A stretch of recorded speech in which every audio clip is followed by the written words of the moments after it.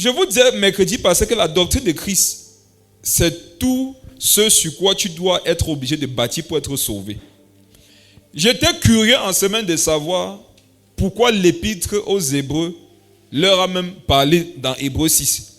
Si tu veux savoir pourquoi on a parlé à quelqu'un dans Hébreux 6, il faut un peu rentrer dans Hébreux 5, non? Hébreux 4, 3, relis. Et je me suis rendu compte que la source même de la raison pour laquelle on a donné la doctrine de Christ dans Hébreux 6, c'était un problème qui s'était posé dans Hébreux 5. Et tu vas voir que c'est peut-être ton problème. Si c'est ton problème, non, tu n'as pas le droit de penser que tu connais. Regardons, rentrons, laissons d'abord la doctrine de Christ dans Hébreux 6. Rentrons voir pourquoi Jésus a donné sa doctrine. Pourquoi il a rappelé la doctrine. Parce qu'ici c'était un rappel. Hébreux le chapitre 5.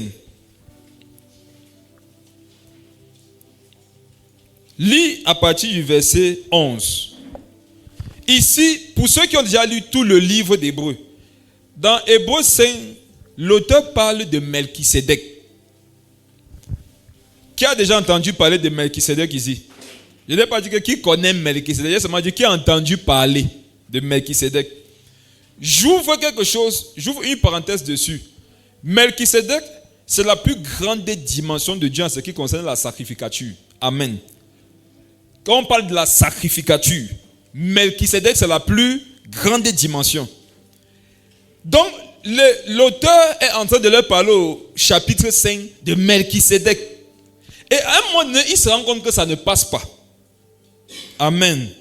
Il se rend compte qu'ils ne comprennent pas. Lis le verset 10, Hébreux 5. Dieu l'ayant déclaré souverain sacrificateur selon l'ordre de Melchisédek. Amen. Donc on voit qu'il est en train de leur parler de Melchisédek. Maintenant, qu'est-ce qu'il dit au verset 11? Nous avons beaucoup à dire là-dessus. Et c'est vrai. Vous voyez Melchisédek, il y a beaucoup à dire dessus. Il y a beaucoup à dire sur lui. Pourquoi? Parce que Melchisédek, c'est une dimension spéciale de Dieu. C'est une grande dimension de Dieu lorsqu'on parle de Melchisédek. Nous avons beaucoup à dire dessus. Continue. Et des choses difficiles à expliquer. Vous comprenez? Vous comprenez? Amen. L'auteur dit que si je dois vous parler de Melchisédek, voici la première chose. Il y a beaucoup à dire sur lui. Deuxième chose, ce sera difficile à expliquer. Écoutez ce qu'il a dit. Difficile à expliquer. Difficile à expliquer. Est-ce qu'il a dit que ça sera difficile à comprendre? Non. Vous ne comprenez pas où il va en venir, non? Il va vous expliquer. L'auteur qui connaît un peu le sujet de Melchisédek dit que ça va être difficile, pas à comprendre, c'est pas ce qu'il dit. Il dit que ça va être difficile à expliquer. Vous savez pourquoi? Il y a deux raisons. Première raison, parce que le sujet est dur. Quand un professeur dans une matière te dit que c'est dur à expliquer, il faut comprendre quoi? Lui-même, il a beaucoup de choses qu'il ne comprend pas sur le sujet. Deuxième raison pour laquelle c'est difficile à expliquer, c'est que lui connaît un peu, non? C'est déjà difficile à expliquer parce que le sujet est coriace. Mais en face maintenant, il y a des personnes qui ne sont pas matures. Je ne sais pas si vous voyez. Ne te leur donc pas de partir nous parler de Melchisédek ou méditer sur Melchisédek si tu n'es pas établi sur les fondements de Christ. Tu ne vas rien comprendre. Et même si tu comprends des choses, ça va t'égarer. Vous avez remarqué qu'il y a des personnes qui apprennent des choses dans la Bible, ça les égare, non? C'est parce que ce n'était pas pour leur âge. Tu peux apprendre une vérité biblique. C'est vrai ce que tu enseignes. C'est vrai ce que tu as appris. C'est vrai ce que tu as compris. Mais le fruit que ça produit dans ta vie, c'est que ça te détruit. Exemple simple. Dans la doctrine de Christ, il y a l'imposition des mains, non? Il y a l'imposition des mains, non? Est-ce que ce n'est pas biblique? Est-ce que ce n'est pas quelque chose que Dieu a prescrit? C'est une chose que Dieu a prescrite. Amen. Mais il y a des fondements sur lesquels, si ta vie n'est pas basée, toi tu imposes la main à quelqu'un, non, ça sera la fin pour toi. Amen. Amen. On comprend que pour pratiquer la Bible, je dois avoir l'humilité de reconnaître quel est mon niveau et quelles sont les bases que je n'ai pas encore. Je ne dois pas me précipiter à pratiquer les grandes choses. Je dois me précipiter à faire quoi? À chercher les fondements. Je vous assure, manquez les cultes où on parle des choses extravagantes, Mais quand vous parlez des choses basiques, non, simples, ne manquez pas la qualité de culte là. Les cultes, on va venir remettre un peu. Quand on dit le cours, le dimanche, ça sera les fonctions. Tu peux manquer. Mais si on dit que ça sera les nombres, va écouter. Si on dit que ça sera 1 plus 1 font 2, il faut aller. C'est là que tu vas voir que 1 plus 1, ça fait 2, non? Mais il y a des choses cachées derrière. Il dit c'est difficile à expliquer. Ça veut dire que lui-même, quand il voit Melchisedec, il se voit, il dit non les gars, pour vous expliquer ça, c'est dur. Maintenant, votre niveau aggrave encore la situation. Nous avons beaucoup à dire là-dessus et des choses difficiles à expliquer. Continue. Parce que vous êtes devenus lents à comprendre. Parce que vous êtes devenus lents à comprendre. Écoutez, je vais être très posé. Vous dites que je ne vais pas courir sur ce sujet. Hébreux 5, verset 11 nous permet de comprendre que dans le spirituel, la compréhension se mesure en vitesse. Je ne sais pas si quelqu'un comprend. La compréhension dans le spirituel se mesure en vitesse. Ça veut dire que Dieu a un appareil qui permet de mesurer la vitesse de compréhension de ses enfants. Amen. On ne comprend pas tous de la même façon. On ne comprend pas à la même vitesse. Et je vous assure, mes frères et sœurs, le Seigneur voudrait que ses enfants comprennent tous très, très rapidement. Il dit, j'ai des choses à vous expliquer sur le sujet Melchisedec. Mais vous êtes devenus lents. On comprend que Melchisedec, c'est un sujet rapide. Dans la Bible, non, il y a les sujets lents. Il y a les sujets moyens. Il y a les sujets rapides. Ce n'est pas qu'on prêche rapidement, non. On parle du sujet.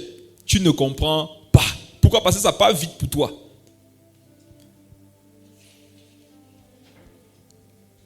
Quand tu veux, par exemple, apprendre à jouer au piano, celui qui connaît déjà jouer au piano peut te montrer des jeux, des touches et tout ça, des accords. Et pour lui, il est lent, hein? il est très lent. Mais toi qui ne connais rien, tu vas apprendre auprès de lui, tu auras toujours l'impression qu'il va trop rapidement. Tu vois qu'il me fait doucement. Et lui, il risque de se fâcher en disant que mais doucement, comment je suis déjà lent. On comprend que votre notion de vitesse dépend de vos aptitudes. Amen. Le sujet Melchisedec, par exemple, c'est un sujet qui va très vite. Et quand on dit que ça va très vite, ça veut dire que c'est puissant en manifestation. L'auteur dit, je voudrais vous parler de lui, mais vous êtes lent. On comprend par là que dans la parole de Dieu, il dit, j'aimerais vous parler de Melchisedec. Donc la parole, c'est un véhicule. Amen. Quand tu commences à parler de Dieu, tu es dans une voiture. Or, il y en a la voiture dans laquelle ils sont. Pour qu'ils puissent t'enseigner, il faudrait que tu sois dans une voiture qui a le même compteur, le vitesse. Qui ait la même vitesse. Quand je me mets à vous enseigner comme ça, je suis entré dans une voiture. Vous aussi, vous êtes dans des voitures. Maintenant, ta faculté à me comprendre dépendra du niveau de foi que tu as pour l'instant. Peut-être la voiture de la parole que moi j'ai, ça va 100 km par heure. Toi, ta voiture le vélo, non? 2 km par heure. Tu vois, quelqu'un va te donner le titre. Tu vas comprendre le titre. Mais quand il va commencer à enseigner, parce que je vais appuyer sur l'accélérateur, non? Toi, tu vas pédaler. Tu vas bien comprendre. Amen.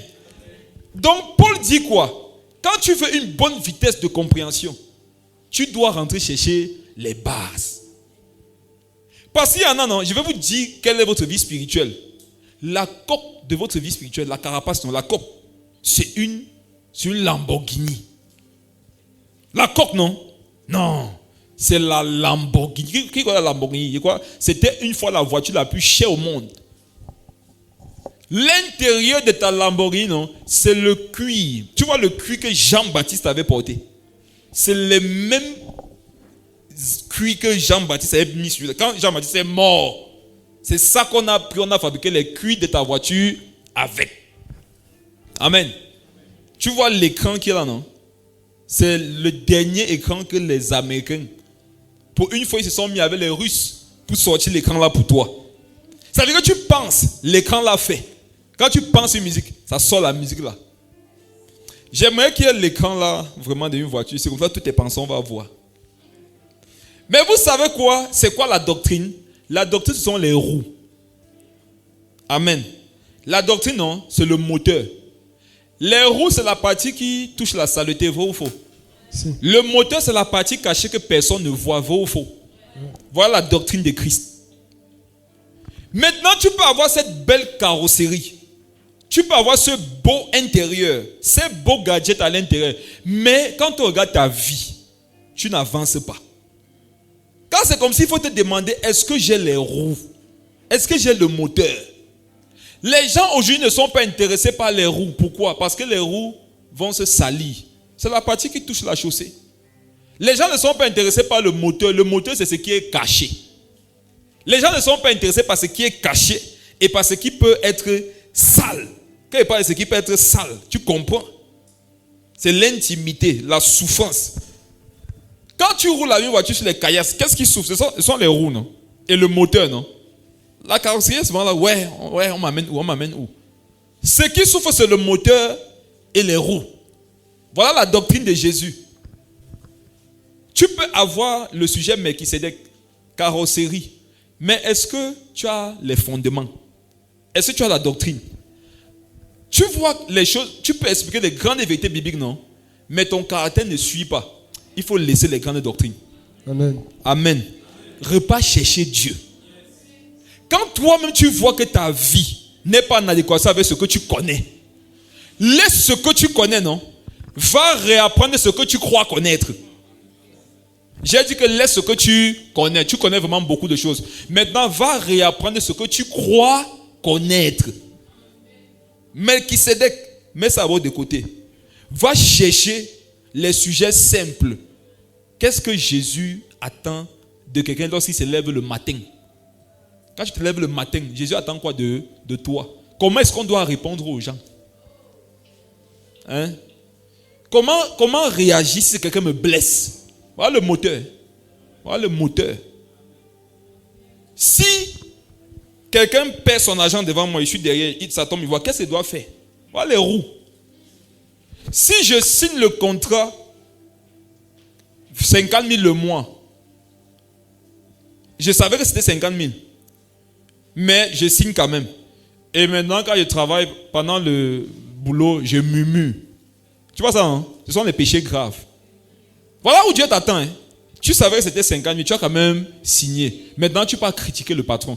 Si ça t'arrangeait, puis il ne fallait pas signer. Parce que maintenant, tu paies chaque jour gratuitement. Tu vas rentrer d'une journée de travail pendant laquelle tu as murmuré contre celui qui te paye. Le soir, tu vas parler en langue. Tu vas méditer. Tu vas apprendre parce que tu as le Saint-Esprit. Tu vas forcément apprendre de grandes vérités. Mais ta vie va rester au même endroit. Si tu ne rétrogrades même pas. Parce qu'une chose, la rétrogradation n'est pas le fait de tomber dans le péché forcément. La rétrogradation, c'est le fait de perdre la vitesse. Quand tu es en 5e, tu pars en 4e, tu as rétrogradé, non? Mais ça roule toujours. Après, tu pars en 3e, ça roule toujours, non? Mais tu as rétrogradé. Tu marches, mais tu marches n'ayant pas la bonne vitesse. Nous avons beaucoup à dire là-dessus et des choses difficiles à expliquer. Je me mets avec beaucoup d'humilité dans la position de l'auteur de l'Épître aux Hébreux. Et je vous dis, mes frères et sœurs, moi non, j'ai beaucoup de choses à vous dire. Et les choses sont difficiles. L'une des souffrances des prédicateurs, c'est de ne pas être libre de communiquer tout ce que Dieu a mis à l'intérieur d'eux, à cause de la lenteur du peuple à comprendre. C'est une difficulté de toujours chercher à jauger ce qu'on doit donner parce que ceux qui sont en face sont lents. L'idéal pour Dieu serait que, comme il a mis, que ça sorte. Mais malheureusement, à cause de la lenteur de certains véhicules, on est obligé encore de faire quoi? De mesurer. Ok, lui là quoi? Le vélo. Ok. Même comme j'ai la Range Rover, le vélo va à quoi? 2 km par heure. Vous savez comment ça fait mal d'avoir la Range Rover et d'être obligé de rouler à 2 km par heure. Lorsque tu sais le nombre de chevaux que tu as sous le capot, c'est ce que beaucoup de chrétiens imposent aux pasteurs de leurs églises. Le pasteur a du jus. Un jour, je parlais avec la responsable du groupe d'adoration et de louanges. Et sur un sujet, elle me disait que papa, s'il te plaît, donne-nous le temps de comprendre. C'est qu'on ne nous a pas enseigné ces choses-là. Je lui ai dit que digérer. Il t'a dit quoi? Digérer vite, non? Je lui ai dit que mon ventre est plein. Digérer vite. Et vous allez voir que si on ne comprend pas vite, non, on limite sa vie. Si tu ne comprends pas vite sur cette terre, tu limites ta vie. Tu freines ce que Dieu voulait faire avec toi. Je peux donc dire avec certitude que la plupart des chrétiens meurent sans réaliser ce pourquoi Jésus les avait envoyés sur la terre. Penses-tu que tu peux réaliser ce que Dieu t'avait envoyé faire sur la terre lorsque tu es converti depuis 5 ans, mais tu pardonnes encore difficilement?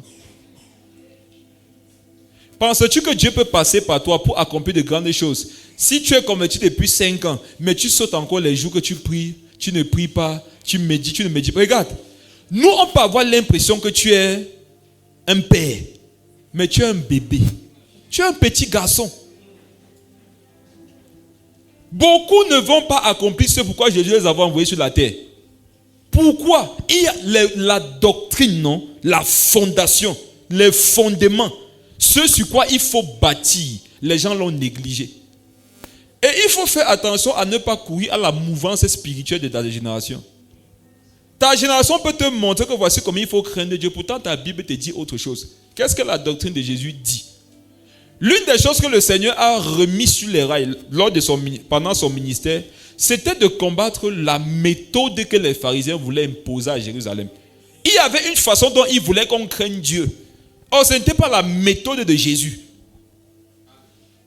Mes frères et sœurs, je vous assure, il y a beaucoup de choses à dire. Il y a beaucoup de choses à expérimenter. Et là, ça étouffe celui qui est censé être une transmission des grâces de Dieu pour ta vie. Ça le limite et toi-même ça te limite. On comprend par là que lorsque tu joues avec ta vie, tu ne joues pas qu'avec ta vie. Tu joues avec la vie de ton pasteur, de tes frères et tes sœurs en Christ, de ta famille. Parce que supposons que tu avais couru comme Dieu voulait pendant 1 an. Quelle est l'utilité que tu aurais eu dans la vie des gens?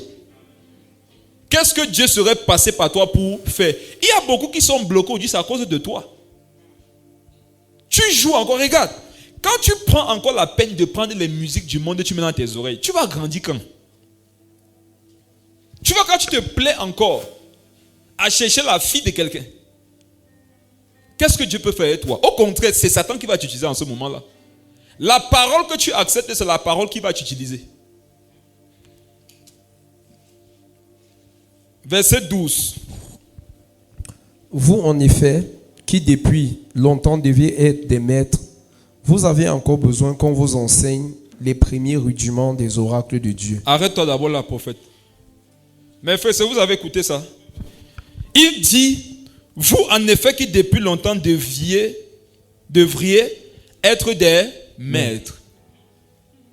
Mes frères et sœurs, vous savez, en Israël, quand vous lisez la Bible, sachez que la Bible que nous lisons doit toujours être contextualisée pour être bien comprise. C'est un juif qui parle. Et chez les juifs, pour être un maître, non, il fallait certains critères. L'un des critères chez les juifs pour qu'on t'appelle maître ou encore rabbi, tu devais avoir minimum 50 ans. Or, les juifs que vous voyez là, ils lisent la loi de Moïse, ils étudient le judaïsme dès qu'ils sont conscients. Donc, ça les a fait de 4 ans, 5 ans. Supposons même qu'il est allé à l'école rabbinique en retard, non? Ou bien hébraïque en retard. Il a commencé à 10 ans. De 10 ans à 50 ans, ça fait combien d'années? Ça fait 40 ans. L'épître aux Hébreux est en train de leur dire ici qu'en fait, ce que Dieu avait prévu, depuis que vous l'avez connu, c'est que vous ayez une vie similaire à quelqu'un qui est converti depuis minimum 40 ans. Je ne sais pas si on comprend. Il dit il y a longtemps. En effet, depuis longtemps. Quand on dit longtemps là, ça veut dire que ça date, non? Si. Ça veut dire que ça date. Depuis longtemps, vous devriez être des maîtres. Mais vous avez encore besoin qu'on vous enseigne les premiers rudiments des oracles de Dieu. Ça nous permet de comprendre que je peux être converti depuis très longtemps, mais devant Dieu, je suis un enfant. Et on dit, vous avez quoi donc? Des besoins. Écoutez ce que je vais vous dire. Les enfants en Christ ont des besoins. Les adultes en Christ ont des solutions aux besoins. Dieu ne veut pas dans sa présence les gens qui ont des besoins. Dieu veut des gens qui ont des solutions. Quand vous avez vu comment le Seigneur a envoyé son Fils, est-ce qu'il a envoyé Jésus avec des besoins? Non. Il a envoyé Jésus avec des solutions. Acte 10, verset 38, vous savez comment Dieu a oint du Saint-Esprit Jésus de Nazareth, qui allait de lieu en lieu et qui délivrait tous ceux qui étaient sous l'empire du diable. Ceux qui étaient sous l'empire du diable avaient besoin d'être délivrés. Et Jésus avait la solution à leur problème. Jésus maintenant, qu'est-ce qu'il nous a dit? Comme le Père m'a envoyé, moi aussi, je vous envoie. Le Père nous a envoyé. Le Père l'a envoyé comment? Le Père l'a envoyé avec des solutions pour les besoins des hommes. Si Jésus dit que comme le Père l'a envoyé, il nous envoie aussi. Ça veut dire que quand il nous envoie comme quoi? Des personnes qui ont des solutions aux besoins des autres.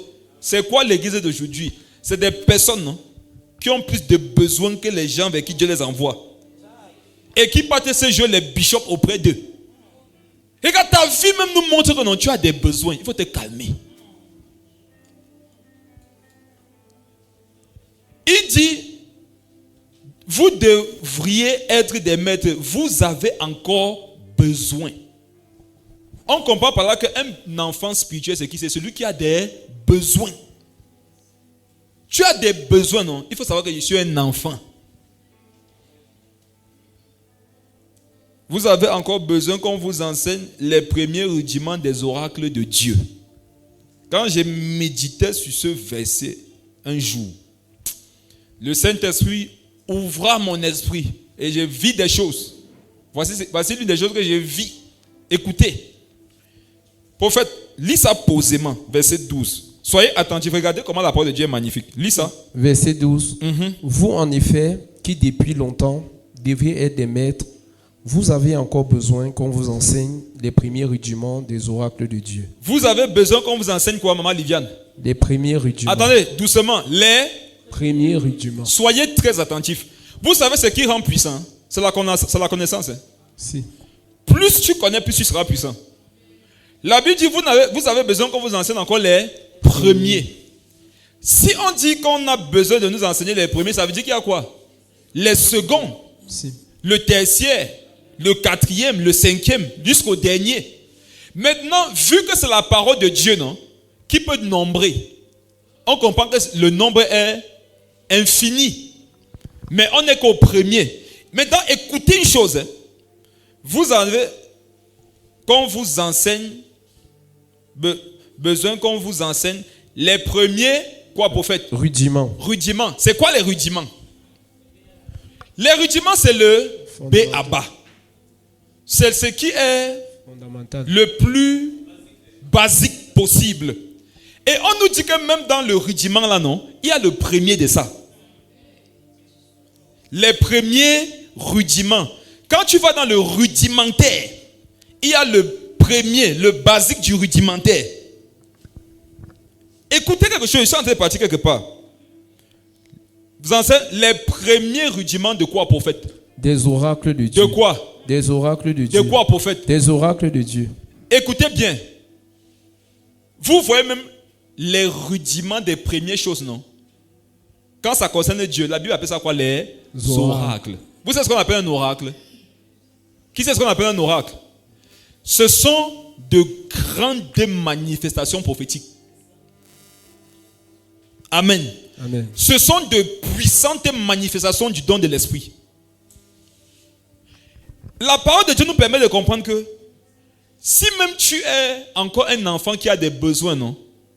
Ce sur quoi tu es établi, c'est les premiers rudiments, mais de quoi? Des oracles. Donc, quel que soit ton dernier niveau là, on devrait quand même voir quoi? La puissance.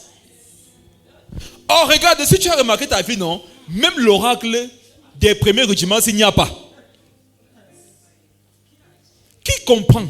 Amen. Si même ça, tu ne vois pas, regarde, tu dois dormir à l'église. La Bible dit que les premiers rudiments, non, quand il y a ça, on voit les oracles de Dieu. Si dans ta vie, tu ne vois pas les oracles de Dieu, ne laisse pas qu'on te flatte. Sache que non, tu n'as pas encore les premiers rudiments. Je vous ai dit que le rudiment, c'est le petit. Premier du rudiment, c'est le premier du petit. Tu comprends qu'il te faut bosser Dieu, non? Il te faut chercher Dieu. Comment savoir que je manifeste les oracles ou pas? Est-ce que tu as vu les signes t'accompagner? Les oracles, ce sont les signes que Jésus a cités. Voici les signes qui accompagneront ceux qui auront cru. Est-ce que quand tu regardes ta vie chaque jour, c'est ça? Est-ce que tu portes la vie de Dieu? Est-ce que tu portes la vie de l'Esprit? Est-ce que dans ta présence, non, ce que Dieu veut faire se passe? Quand tu es quelque part, qu'est-ce qui se passe? Quand tu n'es pas là, qu'est-ce que les gens n'ont pas? C'est ça qui te permet de savoir si tu es au moins dans les rudiments, les premiers rudiments des oracles de Dieu. Amen. Continue la lecture. Vous en êtes venus à avoir besoin de lait et non d'une nourriture solide. Donc quand tu sais que c'est ton cas, non, tu dois chercher quoi? Le lait. Tu dois aspirer. L'apôtre Pierre disait que aspirer au lait afin que vous croissiez. Qu'est-ce qui fait croître dans le spirituel? Ce sont les enseignements de base. Ce sont les enseignements de lait. Tous les enseignements de lait que tu connais, tu dois manger ça tous les jours. C'est ça qui fait grandir. Amen. Lorsque un enfant est bébé, qu'est-ce qu'on lui donne pour qu'il grandisse? C'est le lait. On peut lui donner la nourriture solide, mais ça risque de le tuer. Ça va même le tuer si on lui donne. Et quand un enfant aussi ne prend pas la nourriture solide, regardez, un enfant maintenant, non, on ne peut pas lui donner la nourriture solide. Et même le lait, il ne veut pas. Qu'est-ce qui va se passer? Mal nourri, non? Et un enfant mal nourri, qu'est-ce qu'il est? Il est maladif, il est mince, il est faible, il est une charge. Je ne sais pas si vous comprenez. Il est problématique. Avec lui, ce n'est pas le bonheur. Parce que ce qu'on attend d'un enfant, c'est qu'il donne du bonheur, non? Mais tu as l'impression que toi, tu encadres un problème. Si tu sais que tu n'es pas mature pour manger la nourriture solide, mais tu n'aspires pas, tu ne désires pas le lait, tu veux créer les problèmes aux gens. En fait, non, tu es méchant. Parce que tu sais que ton état s'il nécessite tel médicament, le lait, mais tu refuses de le prendre. C'est qu'on comprend que tu veux nuire, non? Tu veux nuire. Tu veux être chétif, tu veux être maladif pour qu'on dépense sur toi. Tu veux être chétif pour qu'on te porte toujours. Tu veux vivre comme un poids, comme une charge. Vous en êtes venus à avoir besoin de lait et non d'une nourriture solide.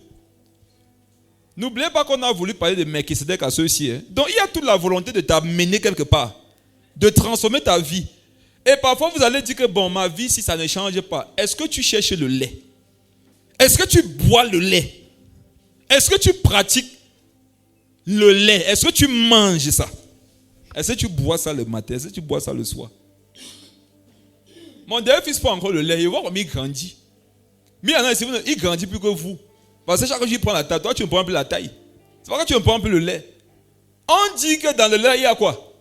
Le calcium, non? Est-ce qu'il a dit le lait pour rien? Dans le lait, il y a quoi? Quel est le rôle du calcium dans le corps? Ça fortifie les os. Tu ne peux pas manger la nourriture spirituelle. Tu ne prends pas le lait spirituel. Tu seras robuste spirituellement comment? On dit que le lait fortifie les os. La Bible te demande de prendre le lait spirituel. C'est pour que tu sois fortifié. C'est la raison pour laquelle devant chaque épreuve, non, tu tombes. Devant chaque tentation, tu tombes. Tu sais pourquoi tu te mets toujours en colère lorsqu'on m'a parlé de toi? C'est parce que tu ne prends pas le lait spirituel. Tu sais pourquoi tu as envie de te venger? C'est parce que tu ne prends pas le lait spirituel. Tu sais pourquoi tu as de la peine à être humble? Tu sais pourquoi il est difficile pour toi de pouvoir pratiquer la parole de Dieu, c'est parce que tu ne prends pas le lait. Tu ne peux pas être fortifié, tu ne peux pas être fort. Ce qui rend fort, c'est le lait spirituel. Maintenant, la génération qui t'a menti, que ce qui va te rendre fort, c'est quoi? C'est les rémas. Te voilà, non? Tu connais tous les rémas du monde. Tu es où? C'est quand la dernière fois que tu as guéri un malade. C'est quand la dernière fois que tu as chassé un démon. C'est quand la dernière fois que tu as dit à quelqu'un, tourne-toi vers Jésus. Et il y a la vie qui lui a permis de se tourner vers Jésus.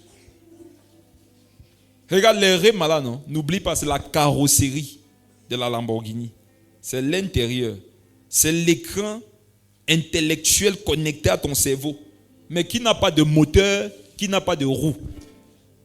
Mes frères et sœurs, si on fait la course entre deux voitures, mon frère fidèle, on met à côté une carapace, une coque de Lamborghini, bel intérieur avec l'écran de l'IA. Ailleurs, tu penses à faire. À côté, on prend les planches, on met ça sur la roue avec un moteur. Il n'y a pas les portières. Quand on va dire feu, qui va gagner? La voiture en planche.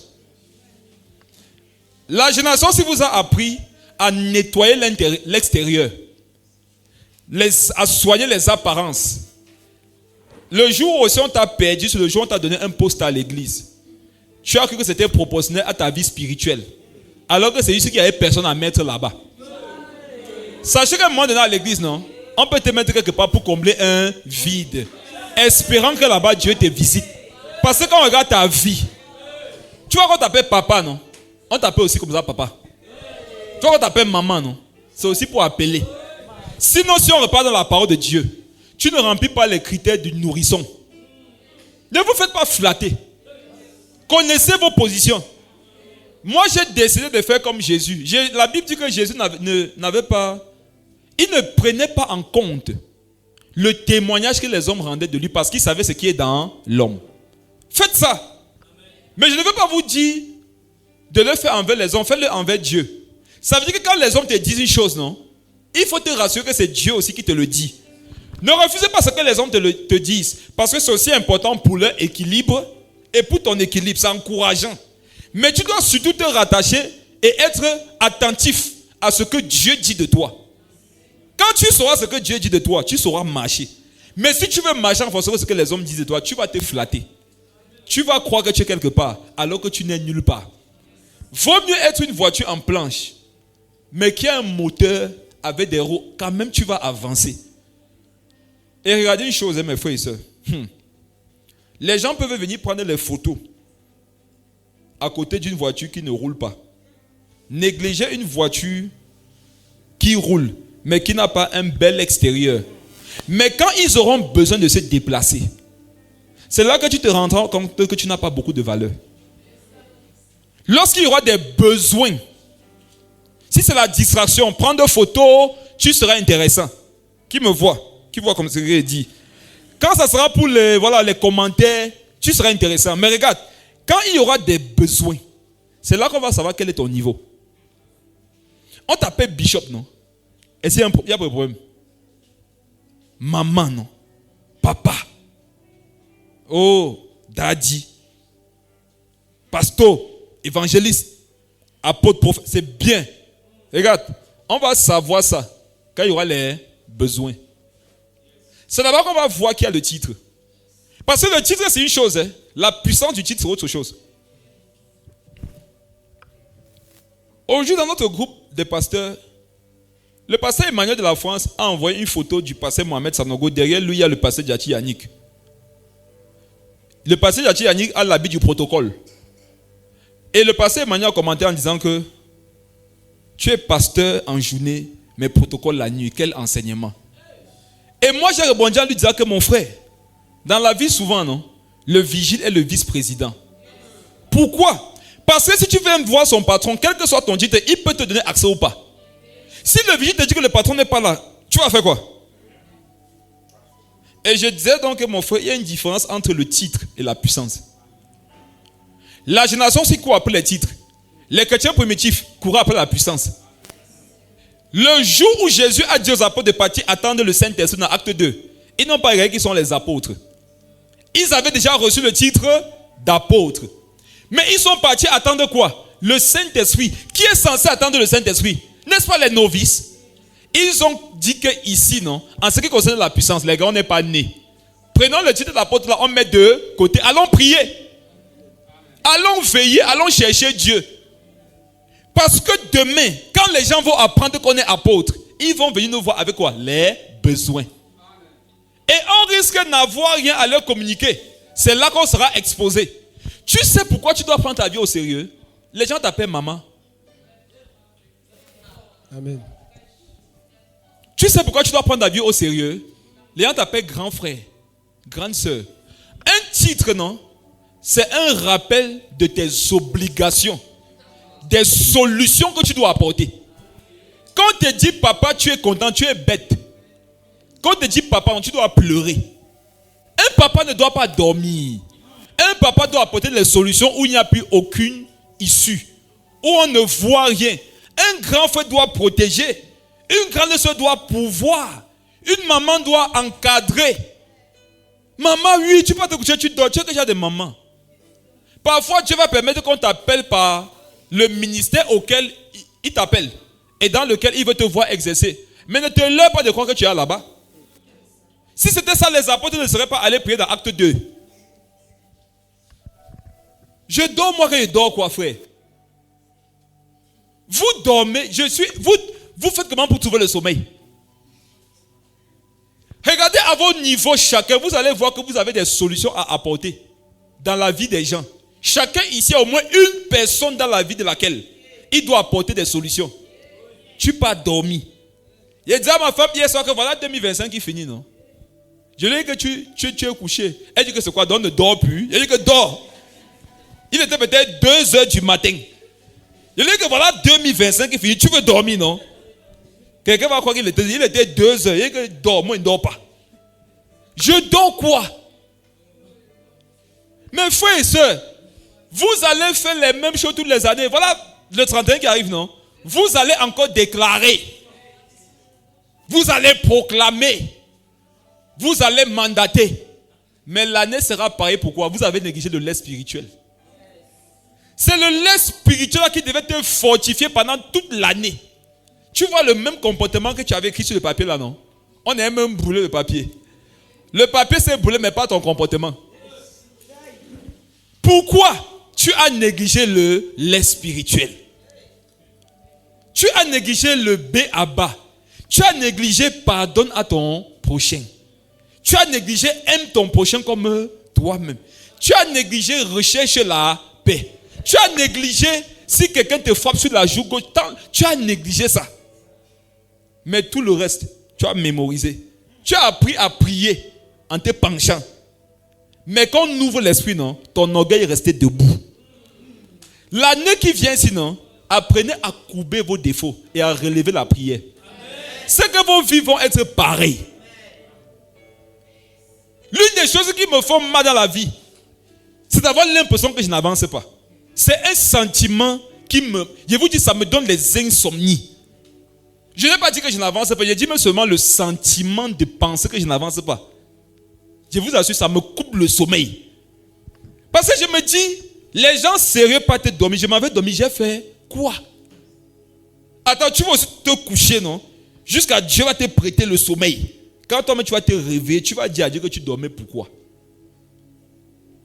Il y en a ici, non? Mes frères et sœurs, voici ce qu'on doit dire à Dieu. Seigneur Jésus, accorde-nous la grâce de mériter de dormir. Accorde-nous cette grâce de mériter de dormir. Tout ça, c'est pas, tout ce que j'explique là, c'est le lait spirituel. Amen. C'est le lait spirituel. Amen. Vous en êtes venus à avoir des besoins de lait et non d'une nourriture solide. Voici la Bible qui dit que parfois tu n'as pas besoin des choses solides. Amen. C'est la parole de Dieu que nous lisons. La Bible dit que souvent toi, tu n'as pas besoin des choses solides. Ça veut dire que si on partage des choses spirituellement solides quelque part, ne pars pas là-bas. Ce n'est pas pour toi. Ne perds pas ton temps. Qui est déjà parti quelque part, il a senti qu'il a perdu son temps, ça lui a fait mal. Quand on était petit comme ça, il y avait les fêtes souvent dans certains endroits. Tu sacrifiais ta journée. Tu pars là-bas, tu demandes aux mamans là-bas s'il n'y a pas le bois à fendre, les assiettes à laver. Parce qu'il y a la fête, non? Une maman te dit qu'il y a les assiettes à laver. Mon ami, tu laves les assiettes. Et tu t'arranges à ce que tu t'arranges à laver plus que tes amis. Comme ça, à la fin, les mamans, quand elles vont donner la nourriture, on va te donner plus. Or, la maman qui vous a demandé de laver les assiettes là, on l'a appelée, on l'a envoyée au marché faire les courses pour la journée de demain. Donc, celle qui vous a donné le travail n'est plus là. Quand on donne le travail, qui paye? Celle qui donne le travail, non? Voilà maintenant qu'elle vient notre maman qui ne connaît pas le début de l'histoire. Elle n'a pas connu la Genèse. Elle est arrivée à l'Apocalypse. Elle dit que vous faites quoi sur les assiettes là? Quittez là-bas. Allez chez vous. Mon frère, tu étais sur le dernier plat. Il y avait 450 plats à laver comme les prophètes de Baal. Tu as envie de tout salir. C'est facile de salir encore. Regarde, non? Tu portes tes pieds. Tu as encore sur la honte. Parce que quand tu mets devant les gens, il ne faut pas perdre le temps, non? Il faut vite fuir. Et quand tu rentres, tu as le sentiment que j'ai investi. Et n'ai rien gagné. Ça fait mal, hein? Mais frère, regardez un peu comment votre année 2025 s'est passée. Où en train de s'est passée. Vous sentez que vous êtes en train d'avancer. Vous sentez, peut-être ce n'est pas le cas pour tout le monde, hein, mais si tu te sens inutile, non? J'ai une bonne nouvelle pour toi. C'est un langage de Dieu. Cherche le lait spirituel. S'il y a quelqu'un qui se sent inutile, s'il y a quelqu'un qui sent qu'il n'avance pas, qui ne grandit pas, qui n'entreprend rien, que rien ne marche, cherche le lait spirituel afin de croître. Pierre dit chercher le lait afin de croître. Amen. On comprend par là que quiconque consomme le lait, il va seulement croître. Amen. Quand tu vois un problème de croissance spirituelle, sociale dans ta vie en général, sache qu'il se peut que tu aies commencé à négliger le lait spirituel. Et si tu te rends compte du problème, c'est déjà le début de la solution. Quand tu ne connais pas le problème, tu ne vas pas savoir comment marcher. Mais celui qui connaît au moins le problème, il saura comment marcher. Lis la suite, homme de Dieu. Verset 13. Or, quiconque est au lait n'a pas l'expérience de parole de justice, car il est un enfant. Relis ça. Or, quiconque en est au lait n'a pas l'expérience de la parole de justice. Amen. Quiconque est au lait n'a pas l'expérience de la parole. On comprend par là que la parole se veut expérimentale. Amen. Mais si tu n'as pas le lait, tu n'auras pas l'expérience de la parole. On comprend par là que quiconque n'est pas sur le lait spirituel, ne bâtit pas sur le lait spirituel, il n'aura pas les expériences avec le Saint-Esprit. Amen. Or, les expériences avec le Saint-Esprit, ce n'est pas parler en langue seulement. Hein. C'est que dans ta vie même, de tous les jours là, il puisse avoir des choses que Dieu fait. Quiconque est au lait n'a pas l'expérience de la parole de justice. Dieu veut que ta vie soit comblée d'expériences spirituelles, familiales, professionnelles. Le Seigneur veut que ta vie soit bondée d'expériences. Mais ça ne sera pas le cas, si tu es encore au lait. Et on dit qu'il n'a pas cette expérience parce qu'il est un enfant. Or, moi, j'ai remarqué que dans cette génération, beaucoup d'enfants disent avoir des expériences. C'est même ceux qui ont le plus d'expérience dans cette génération, les enfants. Il y a les enfants, quand ils t'expliquent les choses, non? Tu fais l'effort de comprendre. Tu ne comprends rien. Tu comprends que l'expérience qu'il a eue, qui lui a donné certaines révélations, c'est l'expérience avec l'esprit d'égarement. Et si tu veux forcer pour comprendre, tu vas t'égarer comme lui. Il y en a qui te prennent la parole de Dieu comme ça. Tu ne sais pas, il t'amène. Tu donnes 1 heure sur le Zoom. Il a prononcé le nom de quelqu'un. On te programme sur le Zoom, tu prends 1 heure des gens. On ne connaît pas mon père. C'est aussi qu'on est frère et soeur, tu parles, on dit Amen. On ne comprend rien. On ne comprend, je dis rien. On ne sait pas où tu parles. Ce n'est pas encadré. Ce n'est pas structuré. Tu ne définis pas les mots. On ne sait pas où tu nous emmènes. Tu vois, non? À chaque moment, c'est que je ne sais pas pourquoi l'esprit m'amène ici. En fait, On comprend que c'est un esprit de désordre. Vous comprenez, non? Au début du zoom, l'esprit t'amène où tu ne veux pas tout le zoom. Et tu crois que quand tu fais ça, on sent que tu es spirituel. Ne pas savoir où on va, c'est être un peu insensé. Parce que même le Saint-Esprit a une organisation. Le Saint-Esprit sait où il amène les gens. Un peuple sans vision, c'est un peuple sans frein. Et tu vas voir que quand tu n'as pas de vision, tu n'auras pas de frein. C'est pour ça que tu vas commencer à 22h, non? Tu vas finir à minuit. Moi, je peux me permettre, c'est sur le paix. Je sais où je vous amène. Mais si moi je te programme, tu n'as pas le droit de déborder 1 heure. Amen. Ce sont les principes que je vais vous enseigner. Hein. Je peux décider, après avoir dit 1 heure qu'on veille. Et c'est le Saint-Esprit. Toi, tu fais la même chose, c'est le désordre. Amen. Parce que celui qui t'a mandaté ne t'a pas dit ça. Amen. On t'a donné un ordre. Je ne reçois pas d'ordre de toi en ce qui concerne le début et la fin. Mais toi, tu reçois un ordre. Si tu as reçu un ordre et tu nous dis que l'Esprit, ce n'est pas le Saint-Esprit. Amen. C'est un autre esprit. Parce que si c'était le Saint-Esprit devait te dire qu'on doit respecter le temps. Voilà où on voit les gens spirituels. Voilà où Dieu regarde les gens.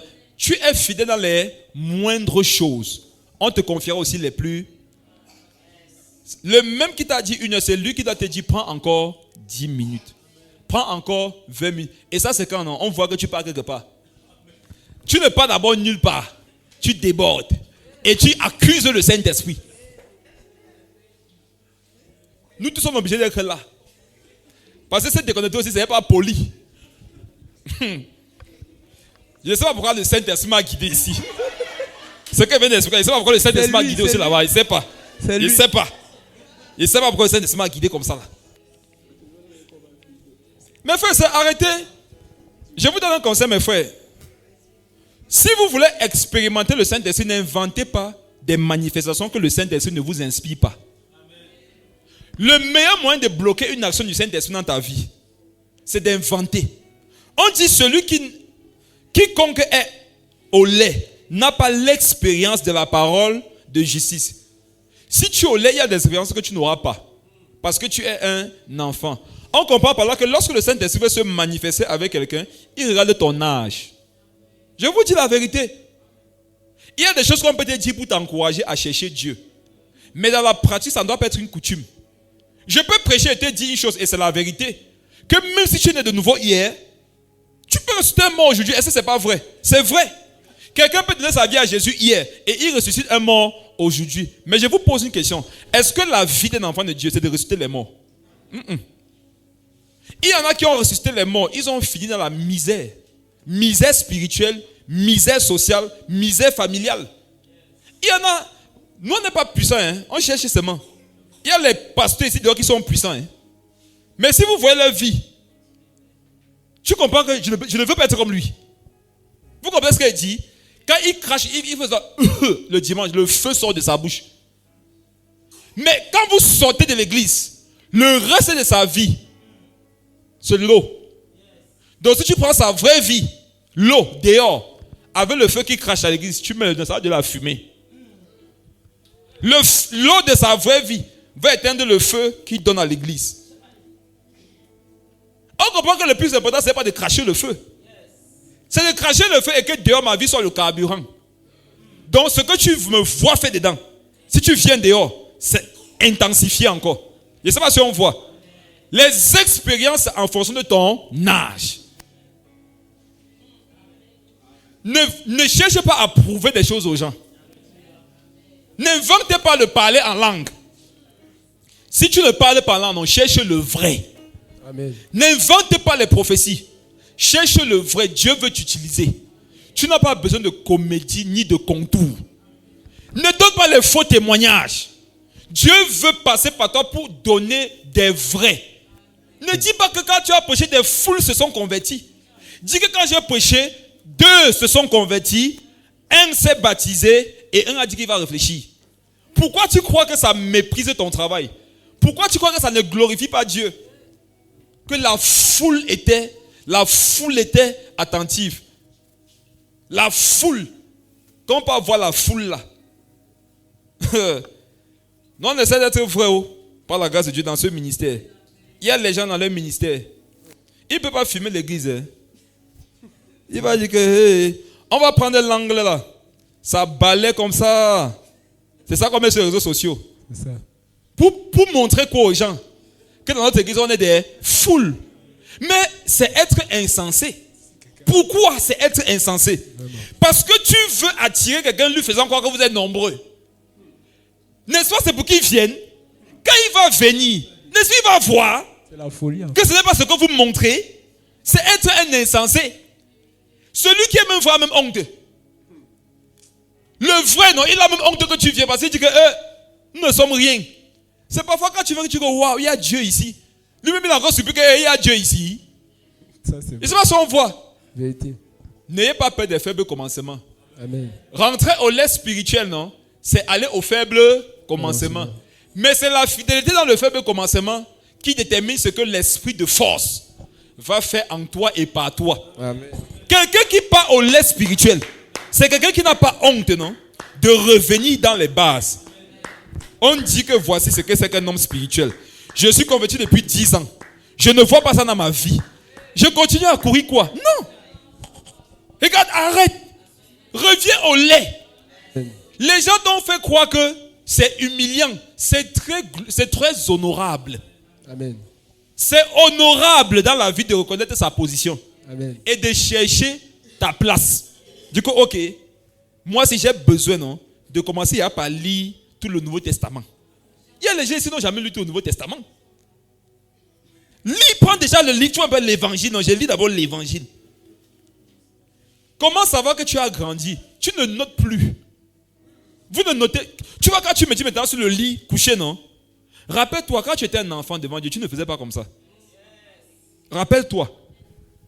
Le jour où tu t'étais converti, tu étais un enfant. Tu n'étais pas comme ça.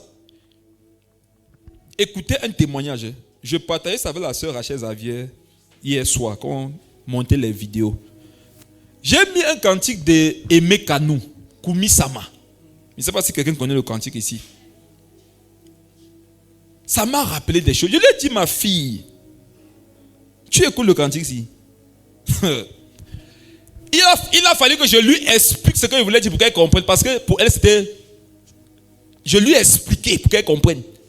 Je lui ai dit qu'à une époque de ma vie, ma récompense le soir, quand on avait fini de m'insulter à cause de ma foi, me persécuter, me mépriser, me rejeter, tout ça, c'était la grâce d'avoir une musique de Dieu dans mon téléphone. Qui comprend? Qui comprend? Vous ne comprenez pas. Moi, non. Ce qui me console le soir, c'est que, waouh, j'ai une musique de Dieu. Ils ne comprennent pas.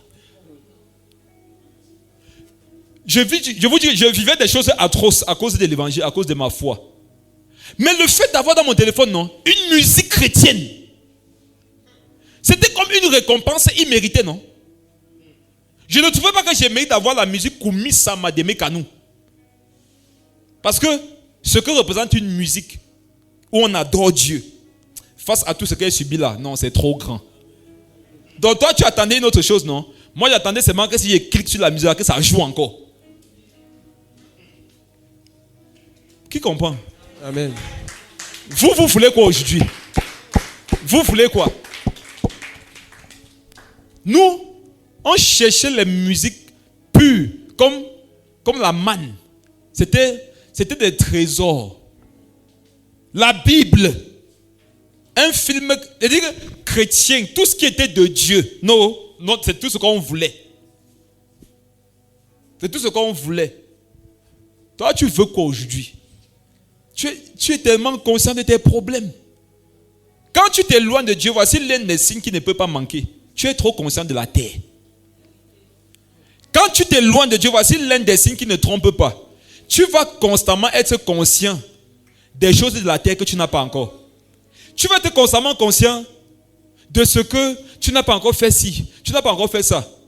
Les gens qui cherchent le royaume, c'est Dieu souvent qui leur rappelle que les gars, est-ce que vous savez que vous êtes encore sur la terre? Les gens qui cherchent à aller au ciel, Je dis que c'est le Saint-Esprit. Pourquoi c'est le Saint-Esprit? Parce que si c'est un homme, il ne va pas t'écouter. Il va dire que tu veux le détourner. Il faut que ce soit Dieu lui-même qui vient lui dire que mon fils, tu es encore sur la terre. Va à l'école. Fais les stages.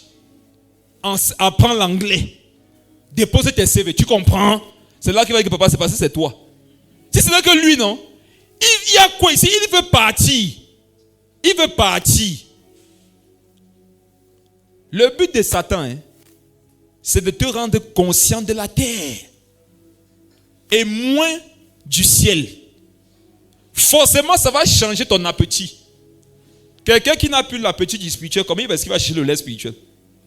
Parce qu'on a dit lait, mais c'est un lait qui est quoi? Spirituel.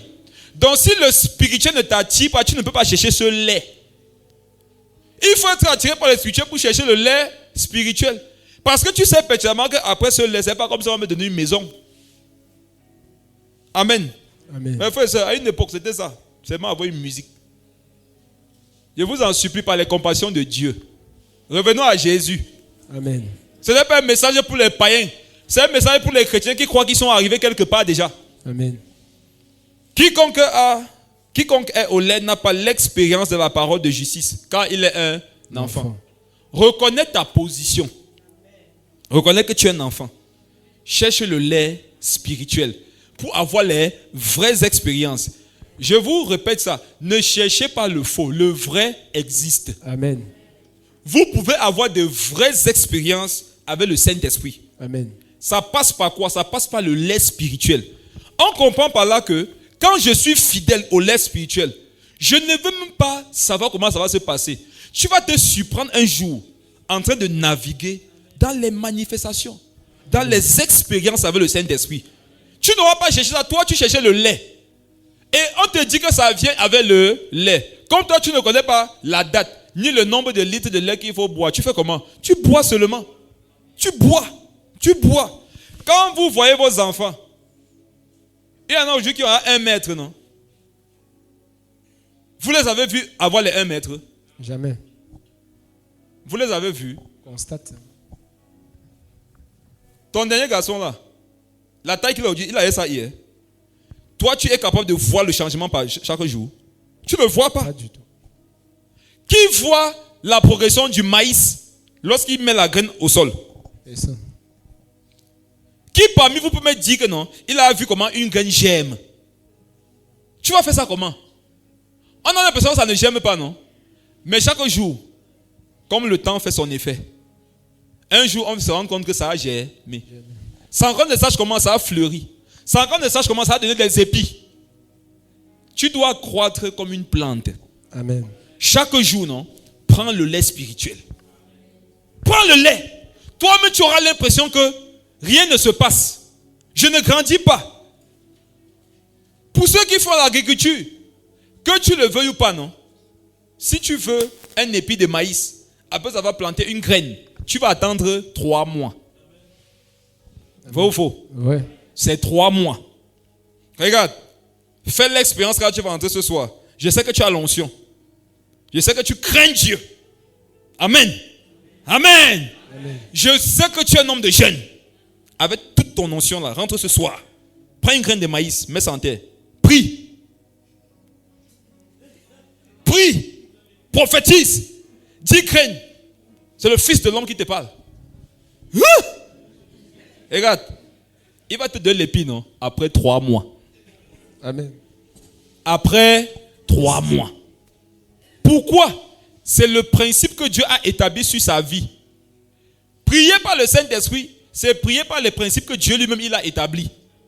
Dieu a dit que pour les expériences avec le Saint-Esprit, tu dois prendre le lait. Toi, tu négliges le lait. Tu vas avoir l'expérience quand? Voici notre catégorie, Aldrich. J'ai dit que c'est 3 mois pour le maïs, non? Prenons le même exemple. Tu sèmes le maïs là aujourd'hui. Demain, tu viens, tu déterres. Tu laisses dehors. Le surlendemain, tu prends encore, tu plantes. Le jour d'après, tu déterres. Ainsi de suite, ainsi de suite. Après 3 mois, est-ce que ça aura même germé? Non. Est-ce que ça aura germé, frères et sœurs? Non. Vous savez ce qui fait que ça germe? c'est que ça reste fidèle sous la terre. Amen. Quand la terre voit à un moment donné que la graine s'est restée fidèle, elle se dit, nous comprenons ce qu'elle veut, cette graine. Amen. Une graine qui sort, qui entre, qui sort, qui entre, montre à la terre qu'elle ne veut pas germer. Mais la graine qui, malgré les intempéries, soleil, pluie, reste sous la terre, est en train de donner un message à la terre, c'est que tue-moi, fais-moi mourir. Parce qu'il est écrit, la graine qui est tombée au sol, si elle ne meurt, elle demeure seule. Mais si elle meurt, elle porte beaucoup de fruits. Voici donc comment, voici le principe par lequel tu ne crois pas spirituellement. Aujourd'hui, tu pries, tu médites, tu prends le lait. Demain, tu ne prends pas. Qu'est-ce qui se passe? C'est déterré. Le jour d'après, tu pries, tu médites. Le jour qui suit, tu déterres. Tu fais ça depuis 10 ans. C'est la raison pour laquelle, depuis 10 ans, il y a les domaines de ta vie qui n'ont pas encore germé. Amen. Ce qui va faire la germination, non, c'est la fidélité. Tu n'es pas fidèle, ça ne va pas germer. Et quelqu'un de sage dira que bon, ça fait 1 semaine que je suis dans ça. Si je ne médite pas, je ne prie pas, je fais quoi? Je perds. Mais 1 semaine. Vous savez, l'une des choses qui doivent vous motiver à être fidèle, c'est le prix que vous avez déjà payé. Amen. Donc tu as laissé les filles, tu as laissé l'alcool, tu as laissé les boîtes de nuit, tu as laissé le désordre pour venir ne pas me prier, pour venir ne pas méditer. Ça ne va pas germer. Verset 14. Mais la nourriture solide est pour les hommes faits, pour ceux dont le jugement est exercé par l'usage à discerner ce qui est bien et ce qui est mal. Reprends le verset. Mais la nourriture solide est pour les hommes faits, pour ceux dont le jugement est exercé par l'usage à discerner ce qui est bien et ce qui est mal. On dit que ceux qui prennent la nourriture solide, c'est eux qui savent exercer le jugement et discerner ce qui est bien de ce qui est mal. Le message derrière ça, c'est quoi? Quand tu n'es pas l'air spirituel, quand tu es un enfant, même discerner ce qui est bien de ce qui est mal, tu ne pourras pas. Vérité. On va te voir argumenter beaucoup, on va croire que tu sais de quoi tu parles, alors que tu ne sais même pas ce qui est bien, ce qui est mal. Il y en a ici, je vous assure, hein, vous croyez que vous connaissez la différence entre le bien et le mal, vous ne connaissez pas. Hein? Oui, tu vois toi qui me regarde, non, c'est toi qui le dis. Tu ne connais pas. Tu sais pourquoi tu ne connais pas? Parce que tu es un enfant. On dit que l'enfant ne connaît pas discerner le bien et le mal. Toi, tu crois que tu connais. Voici la phrase que Jésus a dite un jour qui permet de savoir que les gens ne connaissent pas discerner le bien et le mal. Il a dit, Père, pardonne-le, car ils ne savent pas ce qu'ils font. La phrase là est trop profonde. Toi, tu étais là, tu devais dire quoi? Mais ils savaient ce qu'ils font. Ils sont en train de le crucifier. Jésus te dit que c'est parce que justement ils me crucifient que je t'affirme qu'ils ne savent pas ce qu'ils font. S'ils savaient ce qu'ils faisaient, ils ne me crucifieraient pas. Amen. Amen. Tu vois ce qui te prouve qu'ils savent ce qu'ils font, non? C'est ce qui prouve à Jésus qu'ils ne savent pas ce qu'ils font. Amen. Tes pensées sont éloignées des pensées de Dieu. Toi, tu crois que tu connais la différence. Oh, tu ne connais pas. Jésus est venu t'enseigner la différence. Regarde, tu ne veux pas connaître. Jésus est venu t'enseigner. Il t'a dit, fais du bien à celui qui te fait du mal. Est-ce que tu fais? Non. On comprend par là que tu ne connais pas la différence entre le bien et le mal. Si tu savais que c'était bien ce que Jésus t'a demandé de faire, tu devais faire. Le fait que tu ne fasses pas ce que Jésus te demande de faire me prouve que je ne connais pas la différence entre le bien et le mal. Comment savoir que je connais la différence entre le bien et le mal? Je fais le bien que je sais qu'elle doit faire. Je ne fais pas le mal que je sais qu'elle ne doit pas faire. Mais si tu as remarqué dans ta vie quotidiennement que tu fais encore le mal, que tu sais que tu ne dois pas faire, tu ne connais pas la différence entre le bien et le mal. Il y a les gens ici, voici ce que doivent être vos prières régulières ces derniers temps. Seigneur, apprends-moi à faire la différence entre le bien et le mal. Que je prie quoi comme ça? Tu pries ta vie. C'est ta vie qui est là. Voilà toute ta vie qui est là dans la prière là. Si tu crois que c'est la prière d'un enfant, attends, Jésus dit qu'ils ne savent pas ce qu'ils font par leurs agissements. Mais toi, quand quelqu'un agit mal avec toi, qu'est-ce que tu fais? Tu te venges, non? Parce que pour toi, il sait ce qu'il fait. Alors que Jésus t'a dit que quand on t'offense, mais en tant que la personne ne sait pas. Donc tu ne veux pas discerner comme Dieu. Tu ne veux pas réfléchir comme Dieu. Tu ne veux pas penser comme Dieu. Et c'est ça qui me prouve que tu ne sais pas ce qui est bien et ce qui est mal. Si tu savais ce qui est bien, non, tu ne rendrais pas le mal par le mal. Si tu savais ce qui était bien, tu ne répondrais pas mal. Tu n'agirais pas mal. Comme tu es dans ça encore, ça prouve que tu ne connais pas la différence. Parce que si tu connaissais, on verrait ça dans tes agissements. Jésus a dit, ils ne savent pas. Ils ne savent pas pourquoi. Parce qu'ils sont en train de mal agir envers moi.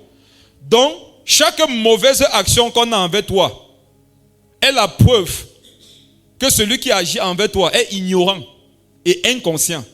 Et Dieu te dit, comme il est ignorant et inconscient, voici comment je veux que tu agisses envers lui. Mais ça ne t'intéresse pas. Ce qui t'intéresse, c'est de te venger.